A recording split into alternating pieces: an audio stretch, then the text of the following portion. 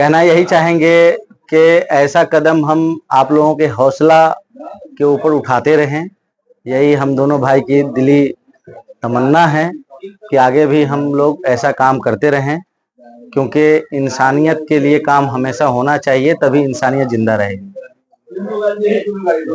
ये मन में कैसे ख्याल आया आपको कि अपने गांव के अंदर हम शहर से आकर एजुकेशन की एक मशाल जलाए हैं? ये देखिए क्या होता है, जब आपके परिवार में अच्छी अच्छी बातें हों तो आपके मन में विचार भी अच्छा ही होंगे। हमारे दादा साहब मौलाना अब्दुल रहमान साहब की एक पहल थी कि तालीम के ऊपर उन्होंने फोकस किया। 105 साल से हमारे घर में तालीम का सिलसिला चलते आ रहा है। उसके बाद हमारे वालिद साहब ने किया, उसके बाद हम दोनों भाई ने इसकी भागदौड़ संभाली और अल्हम्दुलिल्लाह आज समझिए 4 जिला से लोग यहाँ आते हैं और हर तरह की मदद जो हो सकती है वो हम लोग उनके सुख दुख में खड़े रहते हैं। अल्पसंख्यक कल्याण मंत्री पहुंच गया रिबन काटने, कुछ बड़ी प्लानिंग है क्या? नहीं, बड़ी प्लानिंग नहीं है। देखिए उनका वो फील्ड है, जो मुख्तब मदरसा है उनका फील्ड है।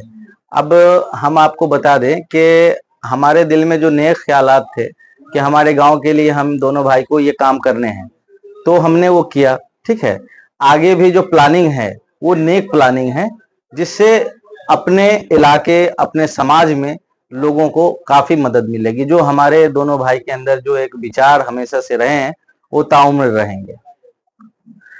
ये फंडिंग जो होगा वो कहाँ से होगा? देखिए आपकी जो प्लानिंग है बड़ी प्लानिंग है। एम्बुलेंस भी आप बता रहे थे कि फ्री में हम देने जा रहे हैं। जो हमारे यहाँ के मरीज होंगे, जात धर्म मजहब किसी कोई चीज नहीं देखा जाएगा, जो भी आएंगे इसका लाभ लेंगे। देखिए फंडिंग की जहां तक बात रही तो अल्हम्दुलिल्लाह हम लोग बिजनेस करते हैं और आज 12 साल हो गए बिजनेस करते हुए।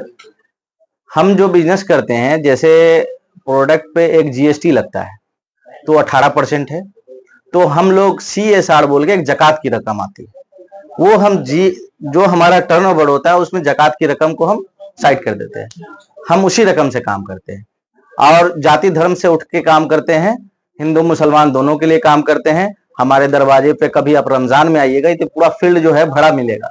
उसमें दरभंगा के भी लोग रहते हैं, सीतामढ़ी के भी रहते हैं, मुजफ्फरपुर के भी रहते हैं, मधुबनी के भी रहते हैं और इमदाद का काम जी।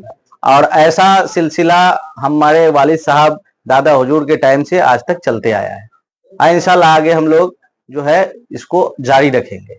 मैं एक्चुअली हम लोग हमारे परिवार में शुरू से हमारे जब दादा के टाइम से ही हमारे दादा गांव के जितने बच्चे थे, मेरी दादी जितनी बच्चियां थी, सबको शुरू से ही पढ़ाते आ रहे हैं। शुरू से हमारे परिवार से जो है ना शिक्षा शुरू से जुड़ा हुआ है।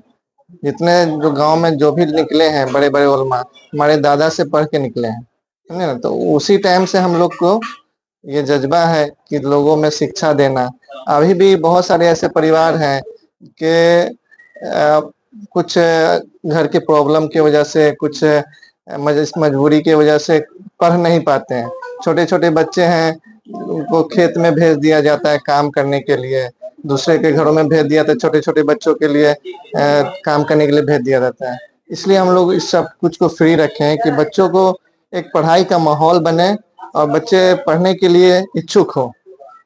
कुल मिलाकर जो पैसा बाधा ना पहुंचे। हाँ, बाधा पैसा नहीं पहुंचे। शिक्षा में पैसा का कोई भी ऐसा रोल नहीं हो कि जिसके कारण कोई भी शिक्षा से दूर हो जाए।